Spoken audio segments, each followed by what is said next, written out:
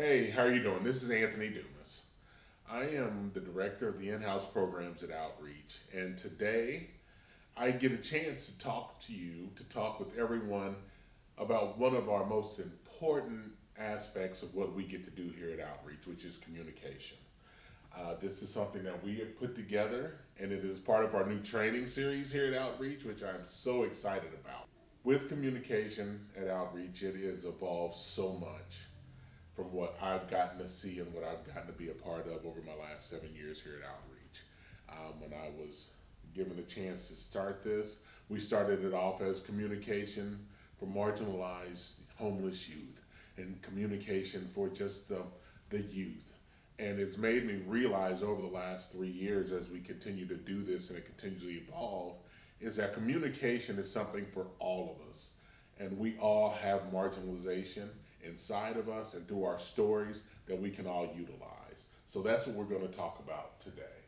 And just to let you know a little bit about myself, again, my name is Anthony Dumas. I've been here for over 7 years now. Um, Previous to this, I worked at Marion County Jails for 5 years as a corrections officer and a supervisor, correctional supervisor. I worked at IPS School 63. I was a discipline dean there for 2 years.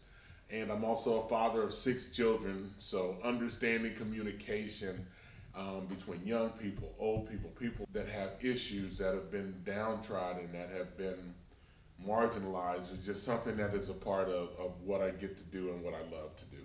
And it's helped me to be able to put this training together. So what we're going to discuss today is just section one. We're going to talk about good communication. We're going to talk about listening, effective questioning, and then what do we do with that information. Section two is de-escalation, and that will be a totally separate training video we will do also here in the near future. And why do we want to do this?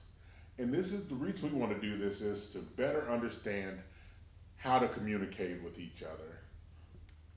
And then the why. Dr. John Perkins writes, "It is time for the whole church to take a whole gospel on a whole mission to the whole heart. It is time for us to prove that the purpose of the gospel is to reconcile alienated people to God and to each other across racial, cultural, social, and economic barriers." What it is just saying that for us, the why is to make sure that no matter where you come from, who you are, how we got here to help our young people at Outreach, is knowing that we are part of the kingdom that is helping young people move to their next, to their on their journey to continue to move forward. So I like to call this effective communication with marginalized folks. Like I said, it's not because it's not with children, it's because of all of us. We all are marginalized, and hopefully this will help us to all understand how to communicate better with each other. Marginalization is defined as people who have had their voices restricted or silenced. They have a story, but the voice behind that story has been minimalized. At some point in some time, that story has been taken away. And how does that happen? It can happen through poverty. It can happen through systemic, institutionalized issues, through youth and adult trauma, through violence, through abuse, sexual, physical, mental abuse, through bullying, through peer pressure. These are just some of the ways that marginalization occurs in our community and in our society. And what we like to do when we're within a group of people is just also understand, what about yourself? When you think about marginalization, I know a lot of times we automatically want to think of the youth that we work with, the young people that we serve, but also ourselves and our stories. What about you? Can you maybe think of a time that you were marginalized? And I know I've had some people that have sat through our training and have not been able to think of anything. And then I've had some that have some of the most incredible stories of marginalization. Just real quick, as just a quick sample for myself. When I was growing up, parents raised us to have good grades, to use good grammar, and to be very good young men, my brother and I. And when I used to ride on the bus, there was one day that it was report card day, and somehow somebody had gotten my report card.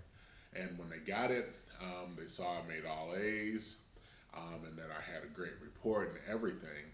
And going to a predominantly African American school, I was teased for that for some reason. That was seen as as something that wasn't the best thing on the bus, and it caused me to be called white boy because of just making good grades and doing what was expected of me from my family. It took me to a point where I didn't want to ride the bus. I didn't want to see people on the bus. My friends couldn't help me because we were all younger, and it just really restricted me from even wanting to do the right things in school. It was a part of my life where the marginalization took my voice away, took my story away.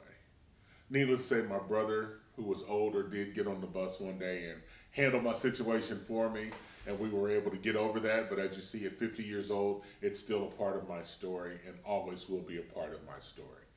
So if you get a chance, if you even want to pause this right now, I want you to honestly think about a time that you had your story taken, that you had your voice taken.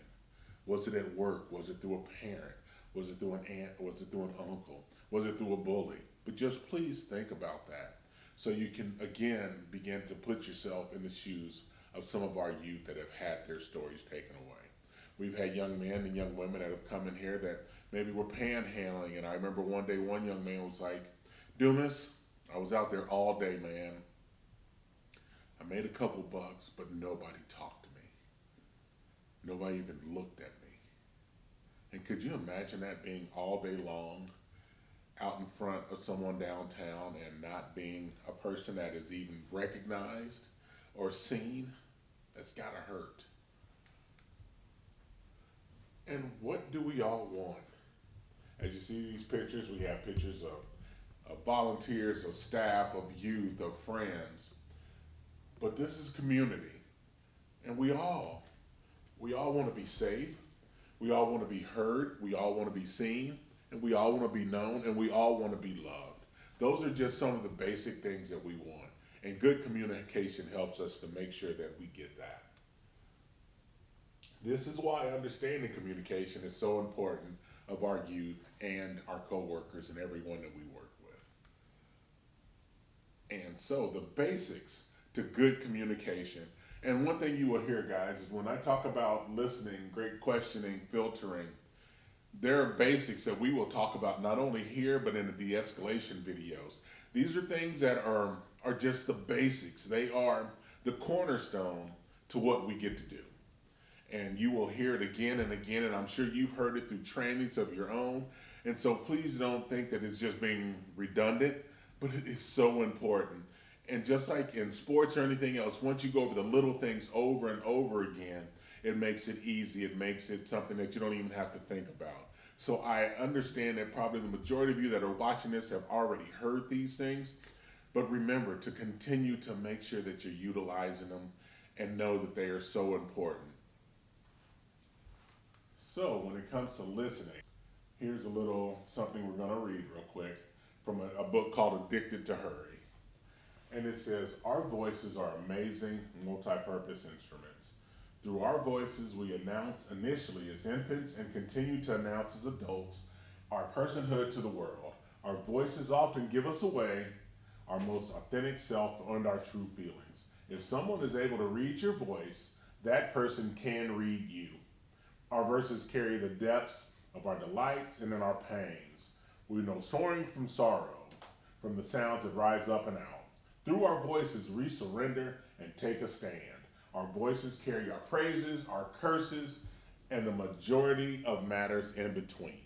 And that is from Byron Jones and Addicted to Hurry.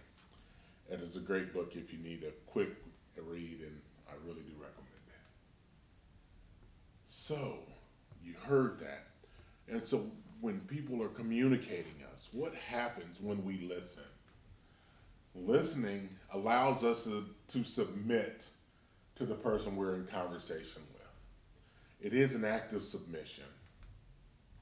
We're able to understand through the pitch, through the tone, through the body language, current feelings of whoever we're in conversation with. You never know what you're supposed to hear from listening unless you listen. The Holy Spirit uses whoever, whenever they want to communicate with us, but we have to be open. We have to be that open vessel of listening. How do we listen effectively? We can have an open mind. Yes, a positive posture does matter. Being open, having your arms open, not being closed off and crossed and having that feel of maybe condemnation if somebody's telling something. You have to be open so people can come to you and be open. Eye contact is important. I'm looking at Matthew right now. It is very important to be able to look and to have people. And right now, guys, with COVID going on and the situation we're having, you've got to learn to smile and communicate even more with your eyes than ever before, because right now a lot of our mouths and our noses are even covered. So just always remember, eye contact is so important. Slow your mind down for the meeting that is at hand. You're there to listen. When you work, especially in our program center with the youth and the places that we work, a lot of times you're pulled from left to right. So it's very easy to want to say, okay, hold on. But if you can, stop and slow down so that you're making sure you're engaged with the person that is talking to you. And begin to mentally quantify all messages. And what I mean by that is listen to names, listen to scenarios, listen to things that you can come back to at a later date. And just when we talk about people and situations and marginalization, a lot of times when your voice has been restricted in the past, that means that people haven't let you talk. So make sure that you're letting people talk, that you're letting our young people or your friends or coworkers finish what they're saying before we break off into saying it. You know, and if somebody won't pause for a minute or won't stop, just find that the best time to. But our whole thing is to try to let someone get their point out and get their point across. So now we've listened. You begin to mentally quantify what you've heard. You put some things in your storage. So now what are we going to do? We're going to start asking good questions. And when we're in discussion with somebody, don't be afraid to be confused about a situation when a youth is asking you a question. If a youth asks with the terminology that you don't understand, you're welcome to say, I don't understand, can you help me? That's a part of empowerment. You're empowering somebody to educate you on what they're doing. When you begin initially to talk to a youth or someone, comparing your stories right off the bat, you can do that in relationship as it comes, but at first, just feel it out. Just you being there is good enough. You don't have to have a commonality with everything a youth says. So allow someone to just continue to talk. And as conversations and relationships grow, then you guys can kind of talk more about commonalities. And like I was saying, please refer to the previous tidbits when I was talking about that quantifying a message. Refer back. If a young person is telling you about their uncle who has been abusive or hasn't done them right, and he gives a name, come back in 2 weeks and say, hey, how's the situation going with you and Steve? Someone that doesn't have a voice or who never feels like maybe their voice is heard, when you come back and you relate to a situation that has happened and you use the exact phrasing that they used a couple weeks ago, they know you were listening. They feel valued and they know their story was heard. So that is so important to mentally quantify. And then if you don't even remember like a name, don't be afraid to say, hey, I remember what we talked about, but can you tell me your name again? I want to make sure I get it correct. So just always make sure that you're not afraid to question and ask. Um, so when we're asking good questions, what are things we want to do? We want to make sure we're asking open-ended questions. Try not to start with the yeses and the no questions, which is an art and is a skill in itself. But remember, if you do ask someone a yes or no question, follow it up with another one. Don't just let it stop there. So begin to ask good questions. You know, what does that look like for you when that happens? I'm really not understanding that. Can you explain what that means? A lot of our young people here don't get a chance to tell their story, so sometimes they just cut it short. And they're just like, forget it, don't worry about it. Don't allow them to do that. Give them that chance to express themselves. You know, I feel like you got something else you wanted to add to that story and you just kind of stopped. What else were you going to say? Please tell me. I'd love to hear it.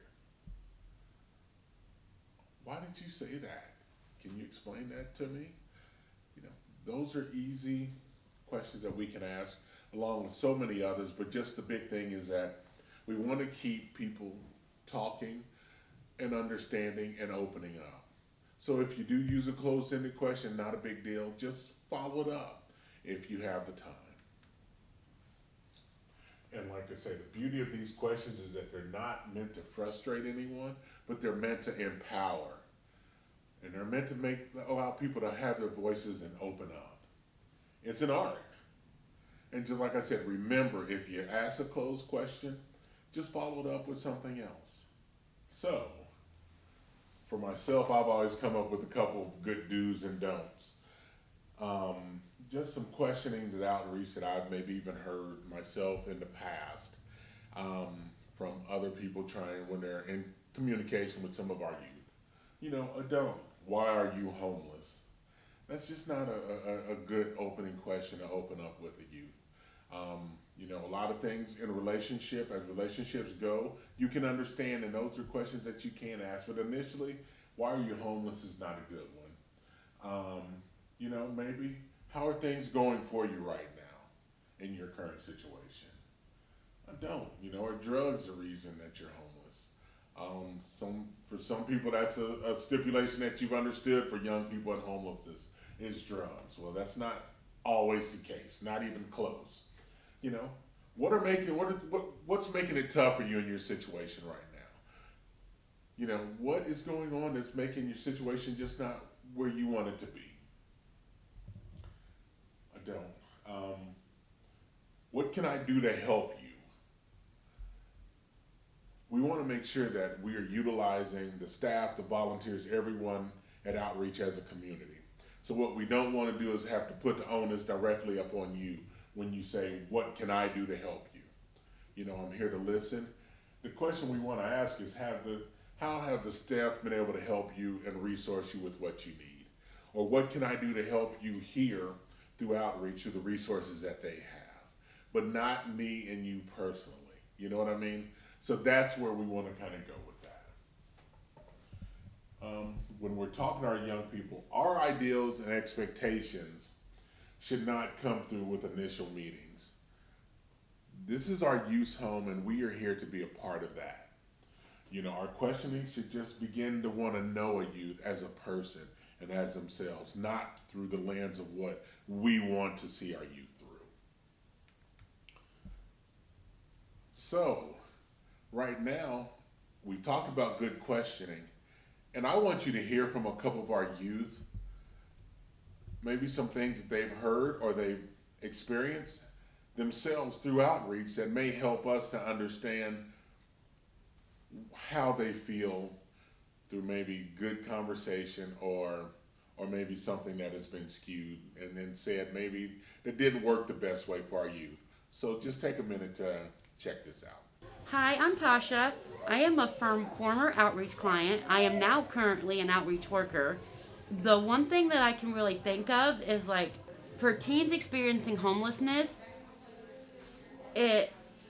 me personally, it really kind of bothered me a little bit when people would say, "Oh, I understand how you're feeling or what you're going through," because to me they weren't, because they were in a house. Like I was living in a tent, and to me, like they didn't, like I didn't feel like like they didn't really truly understand, because they weren't exactly living the situation that I was living. So for me, it was harder to bond with them, because I felt like they really didn't like understand.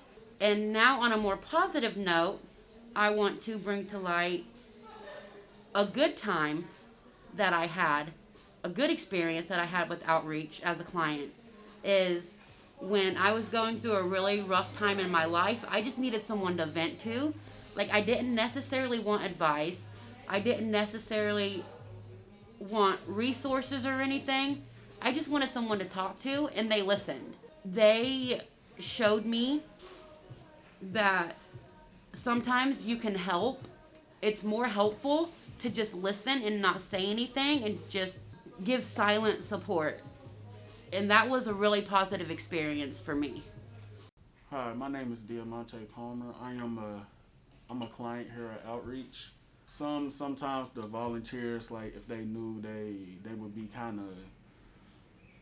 kind of disrespectful, not on purpose, but just like because they don't know how to act with people in our situations. So it'd be like they can say something that they think innocent, but to us it'd be like wrong. Like a good example would be like go get some money, and that way you can do what you need to do. People in my situation can't always make money, so we have to go about things in a whole different manner, in a whole different way, like robbing, shooting, stealing, or doing something we ain't proud of to do for it. But I done also had my good interactions and run-ins, like with my case manager Devin, Ryan, and Jay.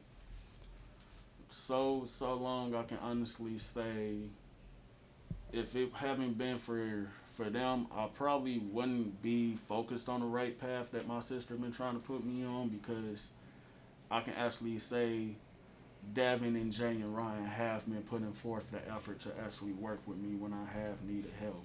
Do you have any other examples of things they might think is innocent, but it's not going to go down well? Let's see, the go wash ups, the go eat, the go find something productive to do, things like that. Like not everybody can be as lucky and fortunate as everybody else. Like I'm lucky to have the people that I have in my corner because the things that I've been through. Me personally, just getting out of prison, I know me being 21, I shouldn't have had to go to prison from 18 to 21 just to get my life on the right track. But going down the road I was going, I didn't really have nobody in my corner, and everybody was leaving me. So I kind of had to go do things my own way and try to make something for myself and be more productive. But all in all, since I was locked up, Devin and them came to see me a couple of times, and they gave me the hope and the motivation to keep pushing forward. Now I have a job in Castleton. I have twins on the way. I got a wife. You just gotta take the small stepping stones to get to the top. So what I say? You can just start by saying, if you want, your name and thanking people for volunteering, and then talking about things that people say in conversations that are like bad and then good. Gotcha. Specifically volunteers. Yeah. Hi, I'm Tyrone, and thanks for everybody for volunteering. What else can I ask? So then you can say like, that people mean well when they communicate, but there are some things that they say that are like rude or hurtful. Gotcha. So, hold on, can you repeat that? Oh yeah. I know everybody means well when communicating, but there's a few things you shouldn't ask, or and that's pretty much is like don't assume, 'cause, like, I don't like when people come up to me and when I'm talking to them, they ask me if I'm from like Africa or, something like that, because I have an accent. When it's just a speech impediment, that really rubs me the wrong way when people assume, or because I'm like so energetic and high strung, they ask me if I'm doing coke or some type of drug, and I'm just like, no, that will cause serious issues when talking to a client at outreach. Like I know everybody means well when talking with someone. Like we love the volunteers. We love when we're talking to y'all. We tell y'all how far we've come, and y'all y'all uplift us with praise and everything. That's what we want to hear, and I do appreciate y'all. My name is Rose Herman, and I'm 24. I've been going to outreach for almost 3 years, and I would say the good things that the volunteers do or in their actions are asking how they can pray for us. Okay, the good things. The good things, always asking how we're doing, paying attention to us if it's the second time that they've seen us, remembering our names. If there's something that we need, they help us get, like stuff out of the pantry, hygiene stuff.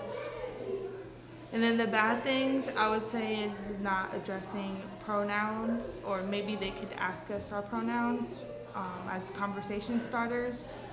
Not using the word homeless or asking us if we're homeless. And I think just sharing the same respect to everyone here and not having like favorites. I think that's all. And also maybe along with the prayer request, maybe getting more deeper instead of just saying, how can I pray for you? Maybe referring Bible verses or referring something that we can take home when we leave here instead of just, oh, I'm gonna pray for you. That's all.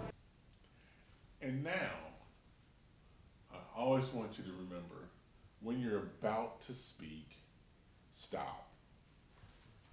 Maybe take a breath and then reply. Sometimes that can allow us to process what we are about to say or not say. Because sometimes not saying something is just as important as saying something. And maybe there are things that our youth need to hear, maybe there are things that our youth don't need to hear. And just being able to make that pause may help us to follow what the Holy Spirit really wants us to do. So we have now listened well. We've asked great questions. We've allowed communication to open up through those two things. So now what do we do with this information that we've gotten? We're going to talk about a model called the social construct model.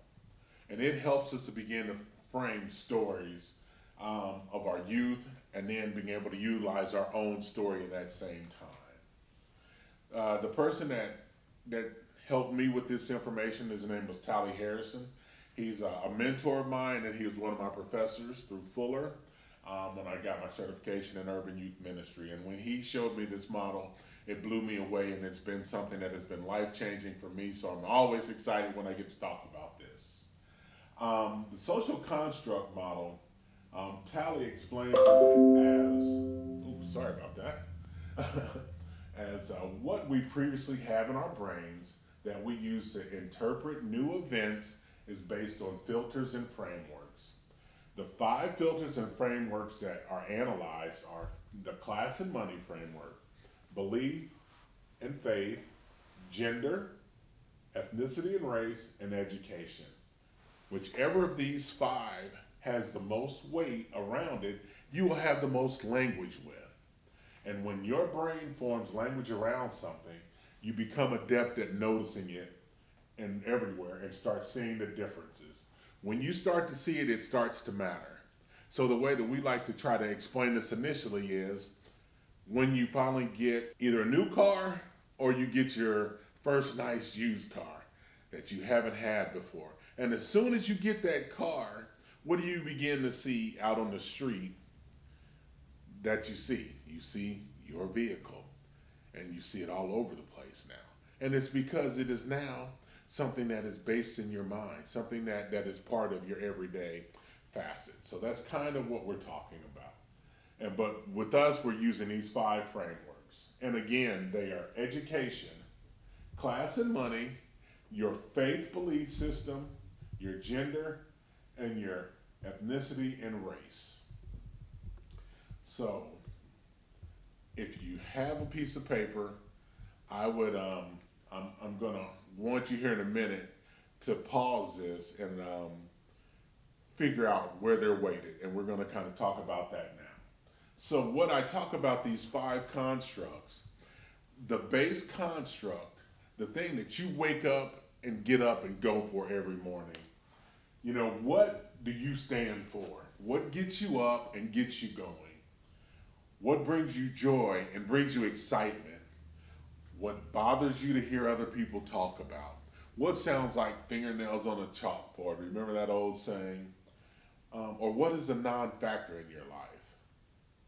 So, those are the constructs. And so what we want to do is we want to build off of those 5, off of what is your base construct, all the way up to what is really a non-factor, or you just don't talk about much.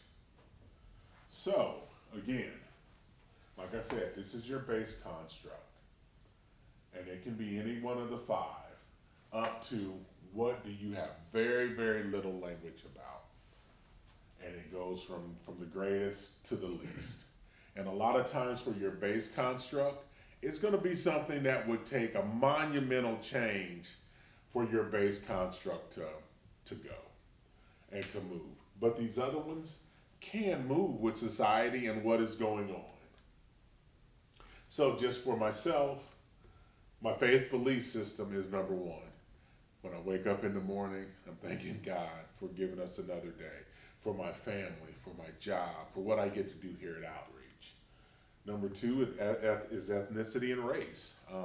Right now, with everything that is going on in our society, in our community, being an African American male, having sons that are African American, this is very, very important to me in everything that happens every day.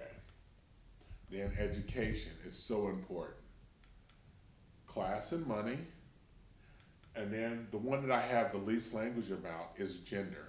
And it's not because I don't care about gender. My wife and I have an incredible relationship.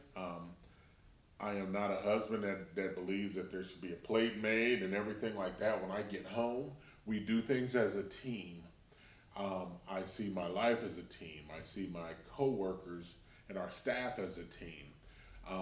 And so I don't have a lot of machismo around man, but yet I just means that so I don't have a lot of language around gender in my life. So what I want you guys to do is to take those 5 and I want you to place them in what is important and what is the least important that you have the least language about, that you really just don't talk about. Doesn't mean that it's right or wrong, just means that you don't have language to talk about. Just a little thing that we put together. A friend of mine, Lawrence, helped me out with this. And this is just our little rendition of how this works. So as you see for me, I just told you what my 5 constructs were.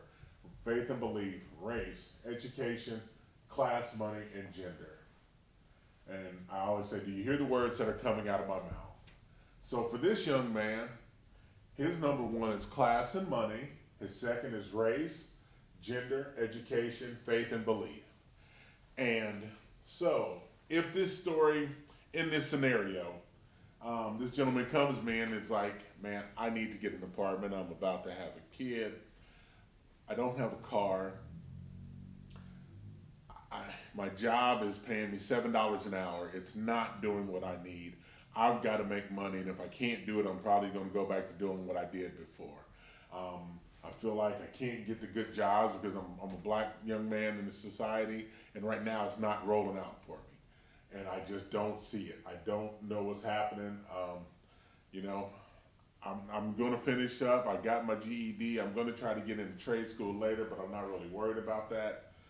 And, you know, and the last thing that he's thinking about is Jesus and giving his life to Jesus. And so when you see that, this is how he's hearing. This is how he wakes up every morning, is thinking about, how do I get right financially? How do I change my life here? But myself, I'm thinking, just give it to Jesus, son. And if I'm talking to this young man through my lens, through my social constructs, this is what I'm hearing. I'm not hearing nothing he's saying. I'm telling him he's got to give it to Jesus. He's got to go to God to make things right. This gentleman's not trying to hear that. He's about trying to get his life right financially. He's not trying to hear Jesus. So if I can't stop myself from where I'm at to listen and understand where he's coming from, we're never going to come together. We're always going to butt heads. And that's why this social construct model is so important. Even though I know what my base faith and belief is, that my base is in my faith and belief, I got to realize that this gentleman is not there. It's not about that. I have to come through him to what he is talking about or what she is talking about. So my first thing shouldn't be, man, let's get on our knees and pray. So I need to ask him questions like, tell me about your financial situation and what is going on. You know, how many jobs have you had? Where are you applying at? You know, those are things I need to talk to him about first. What can I do to make sure that you don't go back to doing anything that's going to get you in any trouble to make money? This is where I need to come from. It's not about what I believe. It's not about my faith in our God right now. What it's about is understanding and listening to this young man where he is and meeting him where he is so I can walk through that. That is why it is so important. This model is a way, guys, to transfer power. And this is the part that really excites me so much. If you are the person that is in the non-marginalized section of this, that is in the majority, and you're looking for a way to engage, this is the way that you get to transfer power to a youth. Because now you get to say, can you help me to understand? Explain to me. Teach me how I need to understand more about your situation. Because you're now releasing your power of, I can do this, I can do that, I have these connections. You're now letting someone come in, you're asking someone, can they come into your world? You know what I mean? And that's what we want to do. And that's what this does. This is a way that you can beautifully submit to somebody. Because a lot of times we want to come in with my networking, my skills, my goals, what my list looks like of accomplishments. This is not what this model is about. This model is about knowing who I am, but wanting to know what the other person is. You have to want to know what this person is. You have to be okay with that. You have to be okay with being able to set back your requirements or your understanding of what it calls for success to be able to help somebody. And I'm telling you guys, when I first figured this out, it blew me away. It took my breath away. And what it does is it helps us to figure out what drives others. It saves us time when we're going into this with other people to be able to ask the right questions, because I'm asking questions that are tailored around you and where you're at with your situation. Lastly, for that, I just want you to know that this is just a model that helps us to learn about us ourselves. And so lastly, just a little few tidbits of experience, especially when you're coming, and if you're coming to work in our program center or one of the program centers we're going to have around the city. Some of our youth may, in communications, ask you for things like gift cards, money, gas cards, old cell phones, etc. Don't agree to help out a youth like that without discussing with the case manager. We really want to make sure that we're doing things the same way kind of for all of our youth. And like we said, that's something that takes it to a personal realm. So we just want to make sure that we're always in communication. If you can't talk to a case manager, leave a note about something that a youth asked, and we'll make sure that we get to it, but there should normally be somebody that we can talk to. And just let a youth know that if you're questioning or if you're talking about asking for something, just let them know that, hey, I've got to talk to a case manager. I kind of know that's kind of like off the track of what we were talking about, but it's important just to know that youth will maybe come sometimes and ask for things. And it's okay to say, I need to talk to somebody else, or that's not in my wheelhouse. What you do is so important, and we thank everyone for wanting to take the time to know our youth, to know our staff, to know our volunteers. And we love you and we thank you for that. And we know that God puts it in our heart to help those that need help. And a lot of times that help helps us. And that for myself in 7 years of being here, that's what I've come to find out, is that I've come here to help young people, and I've come to figure out that they have helped me more than I have ever helped them to see the kingdom. And we just thank you so much.